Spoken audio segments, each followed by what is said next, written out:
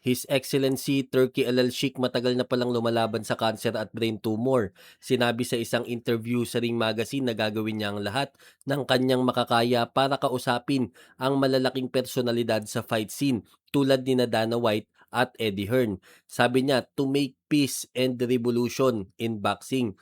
Gusto niya daw po itong gawin bago mawala ang kanyang memorya. At nangangamba nga daw po siya na baka sa 2028 o 2029 baka makalimutan niya na kahit mismo ang pangalan niya.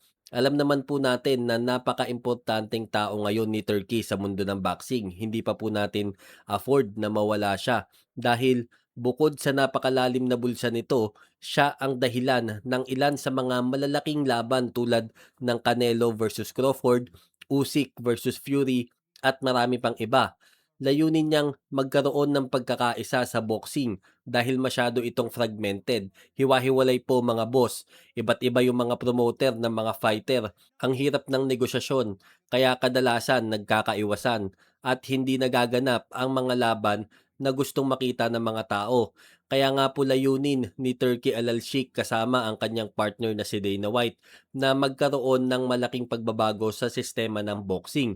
Baka gusto nga po nilang gayahin yung sistema sa UFC, which is alam naman po natin na medyo may hirapan. Pero sa UFC po kasi lahat ng fighters ay under ng isang company, which is yung UFC nga. Kaya kapag meron silang gustong gawing laban, madali lang po yung match up, wala nang masyadong maraming negosasyon. Kaya sa UFC, talagang nakikita ng mga tao yung mga laban na gusto nilang makita. Sa kabilang banda naman po, Eman Bacosa sasabak na sa unang title fight niya para sa PBF Youth Lightweight Division kontra kay Rodelin Perez. Kahapon nga po ang official weigh-in kung saan parehong overweight ang dalawa. 135 pounds po ang limit pero si Eman ay tumimbang ng 136.7 pounds. Sobra po ng 1.7. Habang si Perez naman ay 138 pounds kung saan sumobra siya ng 3 pounds.